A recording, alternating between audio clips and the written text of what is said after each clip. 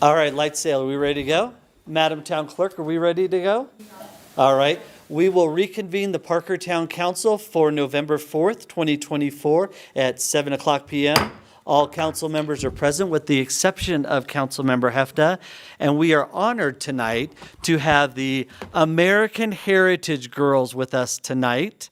And how do you say it? AHG, absolutely. So we have the two in the front that audience are going to lead us in the Pledge of Allegiance. So ladies, it's all yours.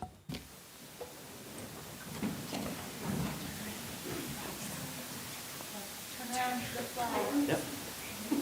Allegiance to the flag of the United States of America and to the republic for which it stands, one nation, under God, indivisible, with liberty and justice for all. Let's give them a hand, everyone. Nice job. All right, we'll pause while you go find your parent or parents. And thank you all for coming very much. We appreciate it.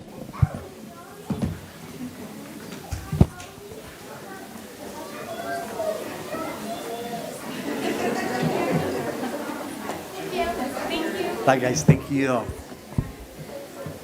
So cute.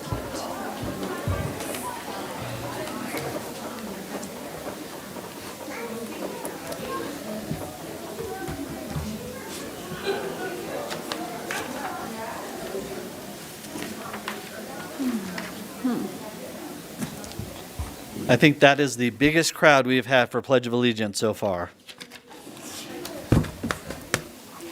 All right, let's get on with our meeting. The first item up is public comment. Public comment is an opportunity for town residents and other interested individuals to speak about items not on tonight's agenda. This comment period is limited to the first 30 minutes total time, with each individual allowed a maximum of 3 minutes to speak. You must sign up ahead of time in order to comment, and that sign up begins 30 minutes before the start of the meeting. The council will accommodate as many speakers as we can during the first 30 minutes, and then we'll play catch up at the end. So far tonight, I have one sign up, and that's from Diana Norton. And Ms. Norton, I will start the clock for you at 3 minutes if you'll state your name and where you live, and then we'll get you started here. Yeah, like actual address. I don't If you're recall that comfortable, being from. if you're comfortable, being from you can last say week. Parker. It's Yeah. Okay. your preference. Yes, my name is Diana. I live here in Parker. Okay. Not all Go that ahead. far We'll start away. your 3 minutes. And I attend. Greetings, council members and fellow citizens of Parker. I attended town council meeting 2 weeks ago and found myself so appalled by the hatred and vile rhetoric spewed by my fellow citizens that I could not stay silent. And so I am speaking tonight in support of Pride Fest. My husband and I moved to Parker about 5 years ago, drawn to Parker's small town feel. We welcomed our daughter almost 2 years ago now, and as we build our family, I've begun to meditate on the meaning of the term family values. And 2 weeks ago, I witnessed some of my fellow citizens espouse closed-mindedness and bigotry as the values that clearly matter the most to them. My family, however, values kindness and inclusivity. We value freedom and love of all God's creatures. We value diversity of race, religion, gender, and sexual orientation. And we would much rather live in a town that has a Pride Fest than one that does not. We would much rather live in a town that does not discriminate when renting its facilities to private groups, a town that is open and welcoming to all families, including those that do not look like my own. Diversity is strength, and I would much rather live in a town that welcomes diversity in all of its forms than one that closes its door on anyone who does not fit into a little box. And so I would like to thank the town of Parker for recognizing that family values are not a monolith and for welcoming Pride Fest into Salisbury Park this past year. I hope it continues for years to come. Thank you. Thank you, Ms. Norton. Anyone else wishing to address the town council? Seeing none, we'll move on with our agenda to reports, items, and comments from mayor and town council. I'll start to my immediate left, Councilmember Dyak. Thank you very much. Last week I was traveling. I was not here. My apologies. As chair of E470, there was a conference, International Bridge, Tunnel, and Tolling Association conference in Cleveland. We had board members as well as staff go. Again, when we sit on these regional boards, we're just citizens, and some of us have some background in certain things. And when we have a appointment such as E470, E470 encourages us to learn a little bit about the process, why we toll everything. And one of those things is to go to these conferences so we get educated up. And I had the ability to go and do that. Attended a couple of breakout sessions, which were created by staffs to give us an understanding of why other people toll, how they toll, why they toll. So to me, in my appointed position as E470 board member for the town of Parker, that is very essential. So I can represent. And with that, that is all. Thank you. Great. Councilmember Wilkes? Yeah, so on October 29th, I attended, along with our mayor, the ribbon cutting for the Little Free Library in Auburn Hills Community Park. Girl Scout Troop 66872, this was their Bronze Award project, and it was wonderful to just see all of these young people that contribute back to our community in such a fun way with this free library, so I'm excited about that. On the 30th, myself, along with Councilmember Barrington, attended a mass casualty or large response training with our Parker PD at the Parker Advent Hospital, and it was just really eye-opening to see what kind of preparation goes into if we have an event where there's a lot of response needed to handle injured or people that unfortunately didn't make it, and the level of communication and skill that they have, it was really awe-inspiring, so I enjoyed that. And then on the 31st, I was a guest judge for the Parker Senior Center Halloween costume contest, and that was so much fun because they go all out. Some of the costumes that they came up with were, I thought my kids go crazy for Halloween, and these senior citizens, they just loved it, and I loved being a judge for that. On the 1st, I attended a working lunch with a member of the Colorado Division of Criminal Justice. So I sit on the Public Safety and Crime Prevention Federal Advocacy Committee, and so working with our state members to figure out things for our public safety and what that looks like and how to support our first responders and our PD and funding and everything in between. So that was a great session, and I'm excited to move forward on those things. And I'll leave the rest to other members. Thanks. Councilmember Hendricks? Thank you, Mr. Mayor. Nothing to report. Councilmember Barrington? It's been a very busy couple of weeks. We did have dinner with our the council had dinner with the Cultural Commission, and that was really a lot of fun getting to know them better. We also, several of us attended on the 24th, the Parker Task Force, expansion project. It was an open house for a new area, a new wing, practically. It almost doubled in size, so that was really fun to see. We also did a tabletop discussion with Parker Police Department on emergency response, emergency disaster. And then I attended also with Councilmember Wilkes the hospital. Sorry, having a hard time getting my words out tonight. The other thing that I was able to attend on Halloween, the Dan Band at the Pace Center. If any of you haven't seen them, I don't know that they'll be back, but it was pretty fun. And today, several of us, Councilmember Wilkes and I, had a Greater Parker Foundation meeting, and then we also headed down to the County Commissioner, Board of Commissioners meeting where we got to hear them approve some funding for our Salisbury Park addition. And like I said, it's been a busy week. So that is all. Thank you. Councilmember Rivero? Yes, thank you. Last Wednesday, we had a great dinner with our Cultural Commission and Public Arts Commission over at Black House. Great, huge table, but managed to talk to everybody and stuck around afterwards and chatted some more. So it was definitely a long dinner, but greatly needed. We have quite a few commissions that work on behalf of this town council, so it's nice to get to know them and talk about what it is they're doing and what they need from us. Then on Thursday the 24th, I had the Denver South EDC annual lunch. just an incredible lunch with a lot of different developers and builders and then obviously the elected officials. So just wonderful to find out what's coming and who's looking at the South Metro area. Then after that, straight over to the Parker Task Force for their open house, an incredible community room.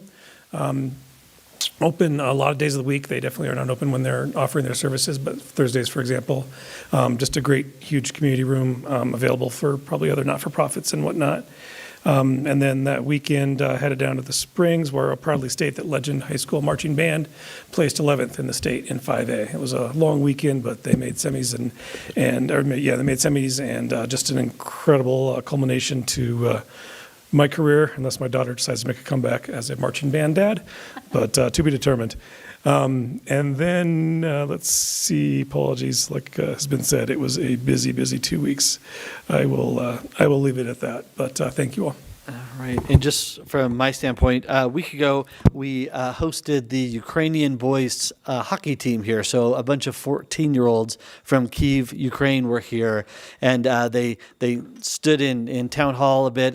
The big thing was the gavel. That was the big thing for them, to get to sit up here and stuff and to really just talk about their country. One of the things that these boys wouldn't get to do in their country is obviously sit in a position of authority, right, and to get to see this view. So that was a big deal for them, but it was also hearing them tell the stories at 14 about how, they were 15 kilometers from when this hospital got blown up by the Russians, or they were, this from this, and that they hear shells going all night and stuff. But one of the interesting facts that one of them shared with me was the fact that at 14, they're trying to all get really good at hockey and all stay really good at school, because when they turn 18, if they're not playing the sports and have good grade, they have to go into the military. And we all know what's going on over there. So amazing group. But then we took them over to the police department, and all heck broke loose over there because, they put them in the simulator. They got them in cars. They got them everywhere. So it was amazing. Our chief was really amazing with them and took them everywhere. So if you ever want a tour of the police department, chief is always glad to do that. But it was really amazing just to see, how they are looking at what we do here and what we take for granted every single solitary day that they don't get to do in their country. And then to underscore Councilmember Barrington's point, I just want to thank Councilmember Rivero, Barrington, Dyack, and Wilkes for attending the Board of County Commissioners meeting today. The county commissioners awarded, and I say that loosely, but gave us our sales tax money, they call it share back, up to almost $9 million that we're going to use to expand Salisbury North Park. So over on Motzenbacher, we're building more ball fields, more pickleball courts, more of everything over there. But that is your tax dollars coming back from the county to be spent here. So I think that's really important to note. All right, moving on to consent agenda. The consent agenda items are considered to be routine and will be enacted by one motion and one vote. There will be no separate discussion of consent agenda items unless council votes to remove an item for individual discussion. Ordinances on the consent agenda item are for introduction only and will not be removed for discussion. So council, you have items 4A through 4H for your consideration. I move to approve consent agenda items 4A through H, please. Second. Motion is made by Rivero, seconded by Wilkes. Rivero? Aye. Barrington? Yes. Hendricks? Yes. Dyack? Yes. Wilkes? Aye. And that passes 5-0. Strangely, they're the same letters as the Heritage Girls, A through H. HG. G. Yes. All right. We have two items on our agenda for tonight. One of is a public hearing and one of is an ordinance. So the first item up is a public hearing, and I'll open up that public hearing at 8:13 p.m. 7:13. What? 7:13. So, That clock's that Oh, does that's say. right. All right, 7:14 p.m. Atomic. God, I hate the time change. Ordinance number 1.630 on first reading, a bill for an ordinance to adopt the 2025 budget and to make appropriations for the same. And we have our finance director, Chris Fiandaca, with us tonight. Good evening, Mayor and Council members. Chris Fiandaca, Finance Director, and I'm pleased to be here to talk about the proposed budget for 2025. And before we get started, I would like to recognize the finance team for the town. They did an incredible amount of work to fine-tune all of the details for this process and this document, and very proud to work with them. I also want to thank the department heads, town manager's office, and you all for this collaborative effort over the last few months. It went very smoothly, and I was very impressed by the joint effort of it all. So thank you all, and thanks to the department heads. So, Chris, do you have the presentation up, or do I need to do something? The clicker? Got it. Thank you. Okay.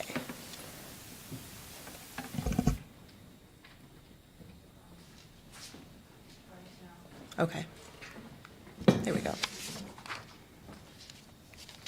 Okay, first I wanted to just go over a few economic updates, talking about economic conditions. Essentially, as we know, the last Federal Reserve meeting, they cut interest rates by 50 basis points, anticipated to have a couple of smaller rate cuts before the end of the year. So as of yet, we have yet to see how that will impact the economy.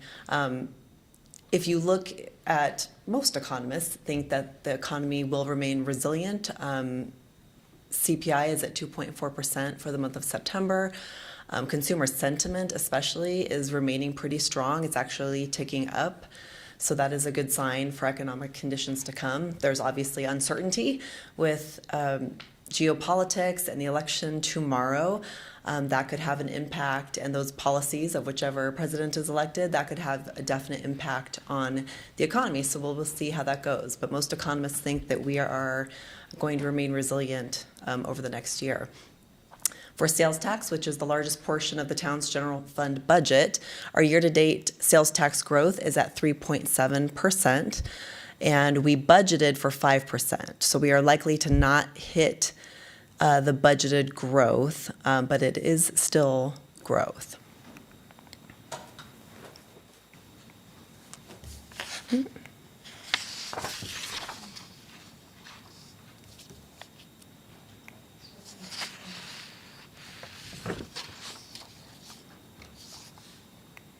There we go. So for the 2025 budget, we had some goals and assumptions that drove the process. So as always, we wanted to keep that general fund balance high to shield against possible reductions or flattening of revenue in the future. We also want to maintain a healthy fund balance in our special revenue funds, such as cultural, parks and recreation, and recreation fund. We wanted to sustain the current level of service to the community and maintain repairs and maintenance at the current levels. For employee compensation, we are planning on an average 4% increase based on performance for civilian employees, and also increasing police officer step plan by 2%, in addition to their normal increases as the steps progress. So for the process itself, this is our roadmap, and it's almost a year-long process, but we really start the real bulk of the work in April and May timeframe, where we kick off with the departments to kind of lay out the process and the timeline and the calendar for the budget year. We gather the unfunded budget needs from the departments. Capital projects are submitted in May, and operating unfunded requests are submitted in July. As with any budget, one of the foundations is revenue forecasting, and that occurs throughout the summer. It starts very early in the year and continues to be refined each and every month as numbers come in. And we keep a very close eye on that through the budget process. We then meet with the town manager's office to discuss the requests that we have gathered from the departments, and then again, match those up against what we anticipate to be the available resources, and then make some decisions at that time, regroup with departments to discuss the decisions, and then get with council to review the proposed budget. At the end of the process, we create the actual over 400-page budget book document and submit it to the state by the end of January. Our budget schedule for the approval process begins with the budget retreat with council members on October 4th. We have the legal requirement per charter to issue the preliminary budget by October 15th, which is on the website and has been presented to you all. We had a study session on October 28th to review some discussed changes at the October 4th retreat. We're here today on November 4th for the first reading and the public hearing for the budget, and we will have second reading and public hearing on November 18th. And again, as I mentioned, by January 31st, we publish the budget document, the full budget document, and submit it to DOLA with the state. So I want to go over the special revenue funds to begin with. And we'll start with the Parks and Recreation Fund budget. And this fund primarily accounts for the planning, design, and construction of parks, trails, and recreation facilities. Funding sources include a dedicated 0.5% sales and use tax, along with transfers from the Conservation Trust Fund, which are the lottery dollars, and the excise tax fund. So we're looking at about a $4.2 million anticipated fund balance at the end of 2025. And if you remove the very large capital expenditures that are planned for this fund, for Salisbury Park North for next year, they have about a 55% fund balance for operating. So that's a healthy fund balance for this fund. And again, the Salisbury North project is included in that large expenditure amount of almost $45 million, and that is to the tune of about $36 million for Salisbury Park next year, which will be a phased project, of course. And this is the listing here of the capital projects for the Parks and Recreation Fund, with the largest being on top, and a couple of other projects, Matzenbacher Material Storage, and the Reuter-Hess Recreation Authority, along with some contingency if needed for the other three projects, for a total of $37.36 million for next year. The Recreation Fund includes the administrative functions for all recreation and park design and development activities. The largest source of revenue is charges for services, and there is also a transfer from the Parks and Recreation Fund. At the end of 2025, we anticipate a fund balance of 18.5%, a bit lower than it has been in the past, but still higher than the Government Finance Officers Association recommended or best practice fund balance. And we still feel that that is a healthy fund balance, and given the number of capital projects that they'll have, which you'll see in a moment, we feel it's appropriate to take it down to this fund balance. And they will be adding an additional FTE during 2025, which is a recreation administrator. So the next couple of slides will detail some of the capital projects that will be occurring within the Recreation Fund.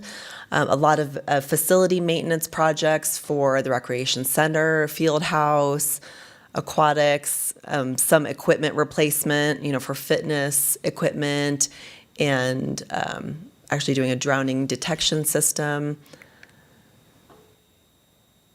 and also a rink curtain and fan replacement. Just in general, a lot of facility upkeep. Those facilities are expensive to maintain, as you can imagine, and there is work to be done. So the total capital projects for Recreation Fund will be $1.2 million. Now on to the Cultural Fund. The mission of the Cultural Department is to enhance the local economic vitality and quality of life by offering unique gathering spaces and providing access to a wide variety of high-quality performances, exhibits, and educational programs in arts, culture, history, and science. The largest source of revenue for the Cultural Fund is charges for services, followed by a transfer from the general fund planned for 2025. So the Cultural Fund balance is projected to be 15.7% at the end of 2025. Again, a bit lower than it has been in recent years, but their facilities also have been in need of some capital improvements. And so we feel this is still adequate, knowing that in the future years, and with the strategic plan that is being developed for this department, that will help inform a path going forward on building that fund balance back up and making changes to programming as needed or revenue streams in order to bolster that fund balance. So we're going to wait for that strategic plan to help guide the discussion on how to get that increased. Some examples of capital projects for the Cultural Fund. Obviously, they have the Pace Center, Schoolhouse, and Ruth Chapel that fall under the Cultural Fund, and the largest of the capital projects on that fourth line of this slide are auto locking doors that are for safety for all three of those buildings that I mentioned. So that's really important. Others are smaller equipment that is needed for the Pace Center, some lighting systems, AV, rigging line sets, to total just under $1 million for the Cultural Fund in 2025. Now we will talk capital projects. So first, the Capital Renewal and Replacement Reserve Fund is funded by transfers from other funds and can be used to fill budgetary gaps for town facility projects, aging equipment replacement, and for public art. So for 2025, it's a lower budget, expenditures of $225,000 that include the transfer from the general fund for public art, for the annual funding of public art. And at the end of 2025, ending with a projected fund balance of $24.3 million. And if you look at 2024 as well, I mean, a very large difference in the expenditures from 2024 at $47 million down to $225,000 in 2025. And for 2024, that is where we have the town hall expansion project budgeted. So that is why it's so large. The Public Improvements Fund is for streets-related capital projects, and it is funded by shareback funds from the county, along with the town use tax on building construction materials. It is also largely funded by stakeholder contributions, transfers from the excise tax fund, and grants. So in 2025, we have a total capital expenditure in this fund of $29 million, also greatly reduced from 2024 projected because of the large amount budgeted this year for some large road expansion projects. And some of that will be continuing into next year, but a lot of that was budgeted initially in 2024 or carried over from prior years. So many of those projects will continue into the next year, but that budget is there and it exists in this year. So the next few slides will detail some of the capital projects. I won't read them all off, but do want to point out that at the very top, an additional $5.6 million is budgeted for Lincoln Avenue widening. Some of the other larger ones will be for Stroh Road widening from J. Morgan to Motzenbacher, and then also some Parker Road sidewalk work from Pine Drive to Robinson Ranch for $5.8 million. And again, just numerous intersection improvements happening and widening, Dransfeld widening a little bit there, French Creek reconstruction of $2.5 million. So many projects happening for a total of just under $27 million for next year. And it keeps going. For traffic signal systems and upgrades, that amount is just under $2.4 million. And as mentioned before, so the total between streets and traffic, $29.2 million. Excise tax fund contains new development excise taxes, and funds are transferred to other funds for the purpose of funding expansion of roads, parks, or municipal facilities. And as you can see, for 2025, we will be transferring just slightly more than the revenue that we anticipate will be received. We are being very conservative with this fund and projecting it to grow at only about 1.5%. just with the roller coaster ride that may happen with the revenue in this fund as development occurs. We'll have some down years, we'll have some up years in the next 10 to 15 years as that happens. So we just wanted to be really conservative this year because so far for 2024, the revenue is projected as coming in lower than budgeted. So we feel this is a good approach to be conservative, and we can certainly revise the long-range plan on this fund as we see what happens the next couple of years. Getting into our enterprise fund, the town has one enterprise fund, the stormwater fund, that exists to ensure that stormwater systems are properly planned, constructed, and maintained within the town. It is funded largely by fees collected from residential and commercial properties. And we anticipate they will finish with a fund balance in 2025 of $6.2 million, which is about 50% fund balance compared to their expenditures for next year. So that's very healthy. And also listing their capital projects that are planned for next year.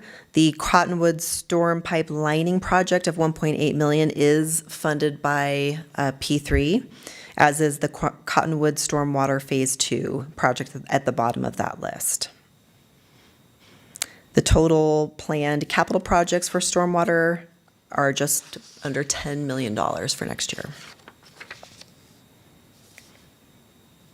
Okay, general fund highlights. The general fund is the main operating fund of the town for general government services, such as police protection, public works, community development, building inspection, municipal court, and the general administration of the town. Over 70% of general fund revenue comes from sales tax.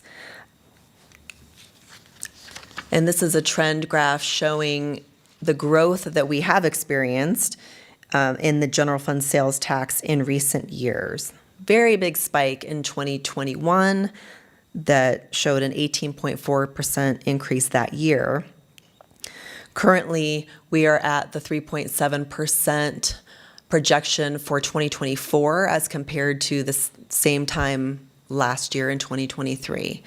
So we are keeping things conservatively budgeted for next year at 3.5% increase over this year, over the projected. It's actually, we're only budgeting, the projected budget is 2% compared to 2024 budget, but it's 3.5% compared to our projection. Okay, I know a lot going on with this slide, a lot of small numbers, but just want to indicate what the top 5 revenue sources in the general fund are. Of course, sales tax, as I mentioned, the largest at 70%. Building permits are projected to be just under $5 million for 2025. Our real property taxes will be about 3.6 million, which is actually projected to be a 1% decrease, essentially flat though, compared to our actual property tax revenue received in 2024. Our road and bridge shareback funds are 2.7 million projected, and then our excise taxes, electric, are just under 1.6 million. So those are the top 5 revenue sources, and those top 5 sources make up 85% of general fund revenue. So overall, general fund revenue will experience 3.6% growth across all categories.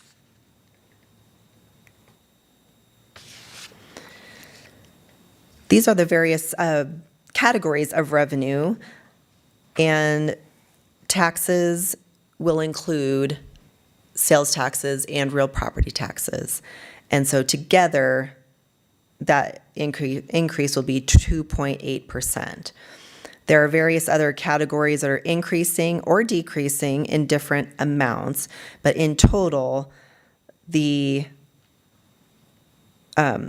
general fund revenue will increase 5.6%.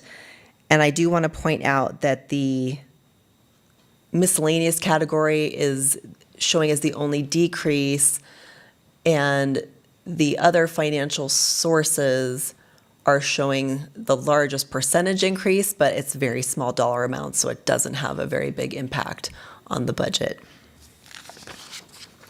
Going to expense, these are also the expenditures by category. Salary and benefits is expected to grow at 6.1% compared to budget. And that includes any compensation increases. It includes additional FTEs or positions that we are adding to the budget for this year, and the benefit increases that we anticipate. All other categories are increasing to a degree except for debt service, and capital outlay is actually decreasing, and that's just a timing thing. We just happen to have more capital projects budgeted in the general fund for this year and not as many in the next year. Economic development incentives are growing by 20%, and that's largely due to reinstating the small business assistance program this year. So that's why that is a larger percent-wise. It's $55,000, but percent-wise, it drives it up. So in total, our expenditures are actually decreasing 15% because of the transfers out decreasing by quite a lot. We transferred quite a chunk to the debt service fund to defease the certificate of participation and paying off debt, which will save taxpayer dollars in interest, certainly. So the transfers out decreased quite a bit, causing the total general fund expenditures to decrease by 15.3%. If we look at just without the transfers, just all other expenditure categories, it's an increase of 4% compared to last year. Community partner funding in the general fund, various categories of community partner funding. Some we have agreements with that are shown in that first section, such as Crisis Center, Downtown Business Alliance, Parker Area Historical Society, Parker Chamber of Commerce, and Parker Senior Center. We have IGAs that we budget for Douglas County Housing Partnership, Douglas County Youth Initiative, which increased to $25,000 this year, about a $5,200 increase compared to last year, and the Douglas County Hazardous Collection Program. Other funding the town participates in is the State of the Town event, Arapahoe Douglas County Hazmat Team, Regional Air Quality, and the Castle Rock Chamber Foundation. So the total of the community partner funding line items are just over $230,000.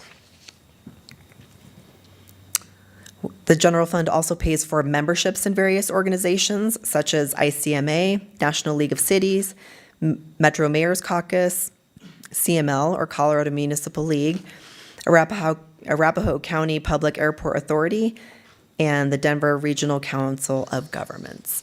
And that total for those organizations is $61,000. Our salary and benefit assumptions, these lines list out the changes to our salary and benefits budget as compared to 2024 budget. The first is $3.1 million. That represents the full budget for current positions. So all the current positions we have, we compare to what we budgeted for those positions in 2024. This includes benefits as well. And we do a comparison to what those positions will cost in 2025, and that is the difference. And that can be due to benefit changes, promotions, reclasses, things of that nature. The $2.3 million is the compensation increases that will occur next year. There will be a 4% average performance pay increase for civilian employees, and there will be the increase to the step plan for the police department officers of 2%.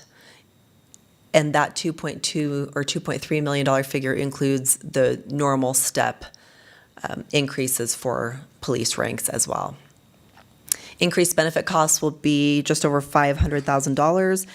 We also have increased retirement contributions and $1.3 million for 10 additional FTEs in the general fund, which we'll talk about next. This is a listing of the added FTEs proposed for 2025 for the police department, a patrol sergeant, 2 lead communications technicians, 1 emergency manager, 1 e-discovery technician, 1 community service officer, and 2 school resource officers, for a total of 8 positions for the police department added next year. A grants administrator to be added in finance, and a forestry and open space technician under the parks, forestry, and open space within the general fund. Couple of notable changes in supplies category for expenditures, some electric power equipment for forestry. That's a state mandated switching over from gas powered to electric powered small equipment.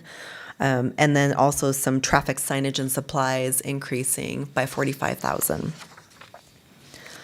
For general fund capital, this is a listing, everything from vehicles, added fleet for the town, some other capital, smaller items such as park equipment, some radios, some facilities equipment such as HVAC, rooftop units. The PWOC magnesium chloride storage tanks are for snow removal materials, and it goes on. Some upgrades for town hall, the elevator rebuild and replace, and some valve controllers, which is related to the HVAC system. Those were not budgeted as part of the expansion. Those were part of the 10-year plan prior to that beginning, and so those were separate and not included in the actual expansion budget. And again, I won't read them all, but a number of facility-related, town-owned facility-related capital items and equipment. Do want to highlight the last one, those school zone flasher control upgrades for $250,000 as well, for a total of just under $3.6 million for general funded capital projects for next year.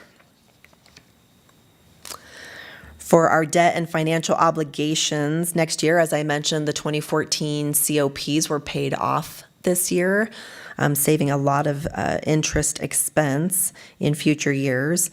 On this slide, the 2015 sales and use tax refunding note will be paid off next year. That was for the field house construction.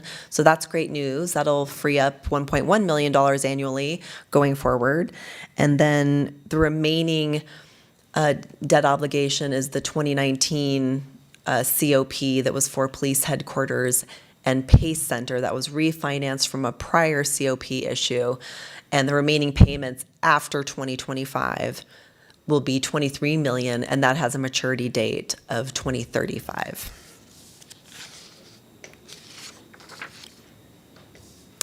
This is just a general fund summary of comparing 2025 budget to 2024 projected revenue and expenditures, showing fund balance as well. The projected ending fund balance for general fund for 2025 is expected to be $43.3 million, which is a 55% fund balance as a percentage of expenditures for next year. And that is a high amount. That is a high fund balance percentage.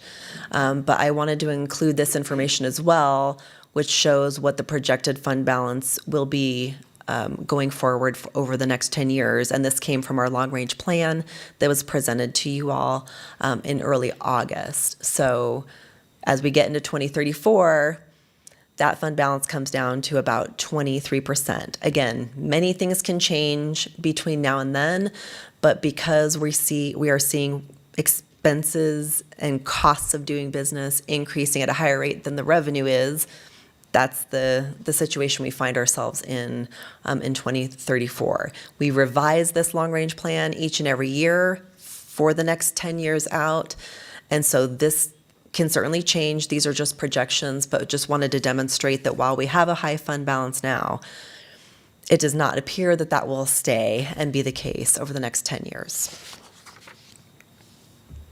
And this is just a snapshot of the all funds budget, moving away from general fund. But for all funds, general fund represents 39% of the total all funds budget for the town.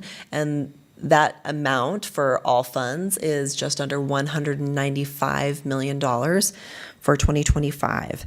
The next largest category is that special revenue funds, which includes what we reviewed earlier, cultural, recreation, parks and recreation, and those funds. So with that, I'm happy to take any questions. Excellent.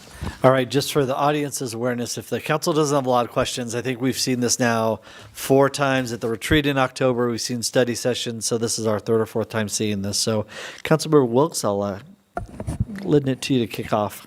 Just real quick, you had talked about the small business assistance program, that it's up 20% in our budget because it's a new program. Do we have the exact number about what we spent on that? So it's my understanding that it had been budgeted in prior years. It's been 2 or 3 years, I think, that it had not been budgeted. It's $55,000 that was added to the budget for that program to reinstate it. Perfect, thank you. Yes, if I can clarify that, we used to have that program, and then we reallocated those funds to the revolving fund. Okay. And now that's self-sustaining, and so we've put this back in. Perfect, thank you. Councilmember Dyak. Yeah, no, I appreciate the time and attention the budget gets. I mean, to me, a complete report, as the mayor indicated. We've seen this more than a few times. Just kind of noting the fund balance being high. That's why you do a 10-year projection, because you have expenses that are going to be greater than potential revenues, drawing that down. At a point in time, if we saw that increased or stay the same, there probably be future ongoing discussions on how to address and maybe normalize that. But thank you. Did you have a question for her? Oh, thank you for. I'll hit you with comments. Don't I've worry. been away way too much, so I will have no comments or questions from this point forward. Thank you. Councilmember Hendricks. No questions. Councilmember Barrington.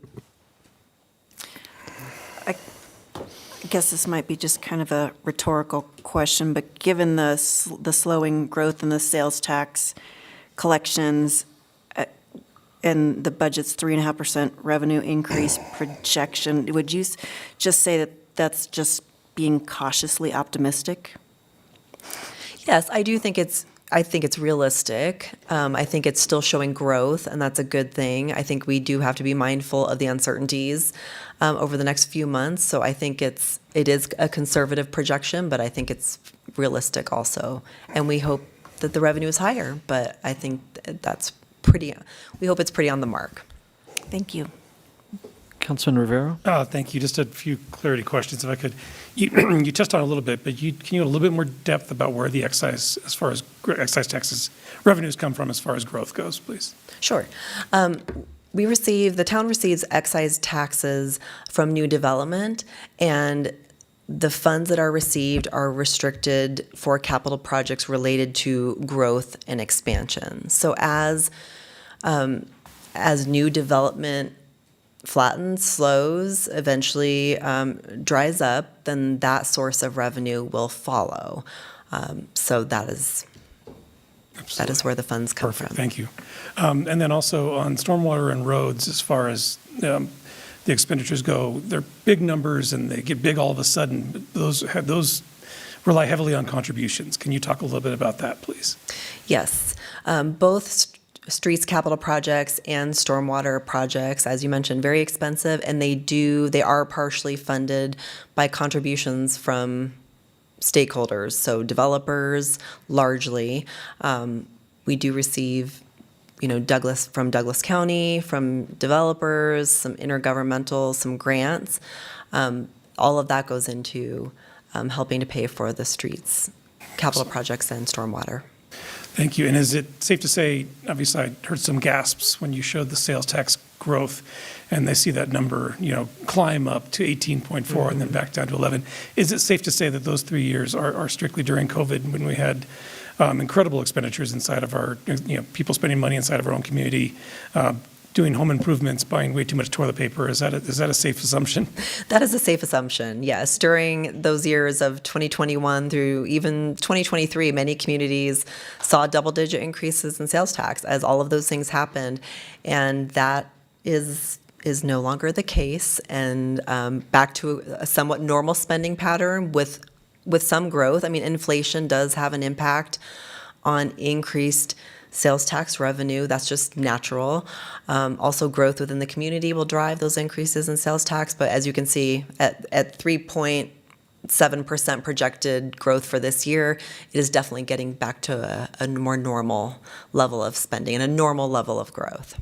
Excellent. Almost done. Just the way it was described, I just wonder if you'd touch a little bit more on officer step pay versus civilian pay, because it looks like we're paying our officers an increase of half of what we're paying civilian staff, Sure. but that's not the case. Could you Correct. just explain that a little bit in depth, please? Yes. So the officer step plan exists as officers move through the different steps in their rank. They will get an automatic 6% increase as they move through the steps. Now, once they top out in their rank, that's when they will obviously not receive that 6% step increase. So for those that are topped out in their rank, the 2% movement that I mentioned is going to move that top so that even those that are maxed out in their step will still receive an increase. But the step increases themselves are 6%. Excellent. Thank you. And then there was 6 new vehicles plus 2 new vehicles. Are those new line items? Are those strictly replacement vehicles? Jim Gilbert's not here, but, Right. Obviously, I think a lot of people don't understand is when we add a vehicle, it's a line item. It continues on in perpetuity, whether it's maintenance or Correct. replacement or whatever. Are those new line items, or are those just items that we are replacing old vehicles with? Those are new vehicles added to the fleet. Any replacement is handled through the fleet internal service fund. So for the new vehicles for police, the 2 new school resource officers, the new patrol sergeant will need a vehicle, and then they need to replace a couple of vehicles that have been allocated to CSOs and SROs over the last few years, and they need to build their fleet back up essentially.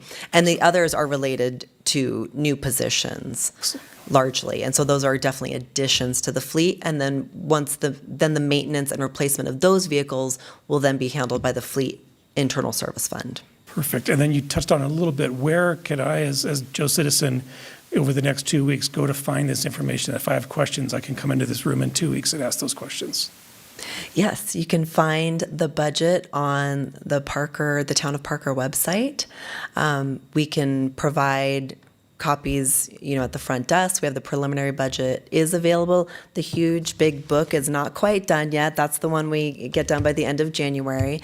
Or they can certainly reach out to the finance department for any questions, and you all as well. Thank you. All right, with that, we'll open it up for public comment at 7:52. Anyone from the public wishing to make a comment on ordinance number 1.630 on the budget? Seeing none, we'll close it at 7:52 and bring it back for final comments from council in that same reverse order. Councilmember Rivero?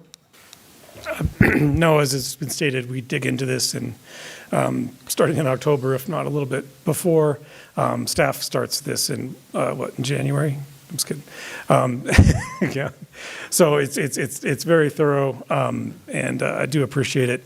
I will state, has been stated many times in this room, and I think 34 years it's been stated, this is an award-winning department. We do an excellent budget, and we consistently get awarded for the budget we do. That takes a lot of work, and I'm very, very proud of this staff. I look forward to the next 2 weeks. If I come up with any questions, we will voice them in here, but I look forward to second reading on the 18th. Councilmember Barrington? Yeah, all in all, I just can't even fathom the amount of man-hours that are involved that go into this budget, and I appreciate everything that everyone does across all departments. It's just it's a huge effort, and we appreciate you. Thank you. Councilmember Hendricks? Agreed, it's a daunting job, and we thank you and your staff, and that's it. Councilmember Dyak, you can do questions this time if you want to. I'm good. Councilmember Wilks? No, you guys always do a phenomenal job. Any questions I ever have, you guys answer them right away. And I feel like the presentation works for everybody to understand. So thank you. All right, with that, I'll entertain a motion on ordinance number 1.630 on first reading. Come on, load. We're all waiting for it to load. To move ordinance number 1.630 on first reading and to schedule second reading for November 18th, 2024. Second. Motion is made by Barrington, seconded by Rivera. Rivera? Aye. Barrington? Yes. Hendricks? Yes. Dyak? Yes. Wilkes? Aye. And that passes 5-0. Next up is our ordinance number 1.633 on second reading, a bill for an ordinance to approve the memorandum of agreements by and between the town of Parker and Compass Bank, now known as PNC Bank, concerning the Parker Road sidewalk improvements. Mr. Gill. You know it's big when Tom Gill's here. Yep. Yes. I mean, Bring in the doesn't big. show up often, but when he does. Hey, I saw him out at a Hilltop the other day at the sidewalk project, so. You were like incognito. You were leaning on a shovel. I thought you were a supervisor, so you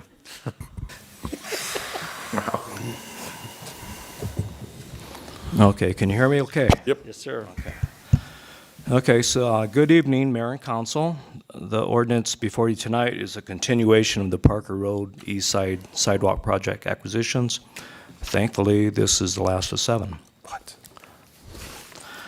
As the vicinity map shows, the sidewalk project limits are from Sulphur Gulch down to just south of Parker Square Drive. A little background, in July 2023, Town Council approved an ordinance authorizing staff to proceed with good faith negotiations for easements necessary to construct the project. The ordinance being presented tonight is for Compass Bank and Alabama Banking Corporation, now known as PNC Bank National Association, and it's parcel number 8. The cost for this easement acquisition is $72,240. This ordinance is required to approve the memorandum of agreement. Here's a map of the PNC Bank property, which is located at the southeast corner of Parker Road and Clubhouse Drive. We need 3,724 square feet of permanent easement at this location.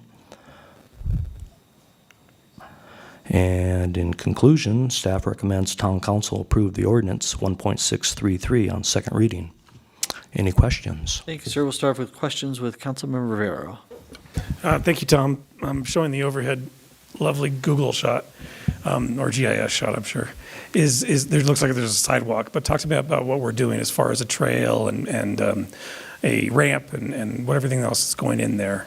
Well, it's 8 foot wide, and it kind of swoops down there and has a spur trail going in between a couple of the houses to improve access to it. And then it also includes a retaining wall that varies from 2 to 3 feet high. We had to take out some trees. There's not existing irrigation up there, so we're reimbursing the HOA for Sorry, for the loss of the I trees. think we're on Robinson Ranch. I'm about the PNC. Sorry? Wrong project. We're talking about Hilltop, Oh, I'm sorry. Which project were you interested asking So about? on the PNC Oh, project. okay, I got confused, yeah. No, you're good. Okay, so, sorry, yeah, the East Side Sidewalk Project. Yes. This project. That includes a pedestrian bridge, and some retaining walls. What was your other question? So it's just strictly Sorry. on the PNC property as far as this easement goes. When I look at the map that you showed up here at the previous slide, there seems to be a sidewalk. But we're not doing a sidewalk, we're doing a trail, and we also need to do a ramp to access that trail, right? I'm just asking for the clarity on what it is we're doing on this parcel. Well, it's just part of the trail, Yeah. and it kind of angles up, and I don't know. Okay. There's some ramps. Okay. So to answer your question, Josh, basically there was a sidewalk there today. Okay. That the problem is when they built it, they didn't make it ADA compliant Thank you. to follow in Parker Road. So we have to do an extensive ramp down at 5% to the curb ramp we're building at the Clubhouse Drive intersection. Perfect. So that's, it's a big easement area because of what we have to do to make it ADA compliant. Okay. I wish they would have built it originally, but they didn't, so that's what we're doing now. Thank you. I guess thank you. That's my Yes. question is somebody's going to see a picture and say, there's a sidewalk there already. What are you digging it up for? Yeah, And it's several feet higher than the road. okay. And our trail what we're doing follows the Parker Road alignment, has to cross a grade. And that's a big part of what we're doing with this. Why? The size of it was so big compared to other easements we've required on this project. Excellent. Thank you, Chris. Thank you, Tom. I didn't mean Yeah, to- sorry about that. No, it's all right. With, My question is Mayor's to be clear. question, I that think threw me we're off. all, And yeah. And I thought Sorry you said about that. hilltop too. I was like, Councilmember Barrington, any questions? Thank you, no questions. Councilmember Hendricks? No questions. Councilmember Dyak? No questions. Thank you. Councilmember Wilks? No questions. All right, we'll open up at 7:59 for any public comment. Seeing none, we'll close at 7:59 and bring it back in reverse order. Councilmember Wilks, any final comments? No, I love that you say this is, the last of 7. It just shows how long you guys have been working to get all of this done, and I appreciate all the work. right, it's been a long road. Yeah. Councilmember Dyak? Yeah, no, I mean, I think this is one of many projects, and it's great that we have such activity, but it's also going to be good once we get everything taken care of. Councilmember Hendricks? Thank you for your presentation. Councilmember Barrington? You're welcome. Thank you. That's great. Councilmember Rivera? Yeah, well done. Obviously, it's a culmination to a huge project, and it's much needed. We need to have access on our sidewalks. They just can't sit there. So well done. So with that, I'll entertain a motion on ordinance number 1.633 on second reading. I move to approve ordinance number 1.633 on second reading, please.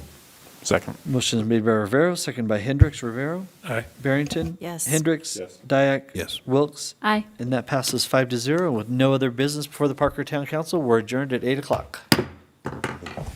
Thank you. But Mr. Gill,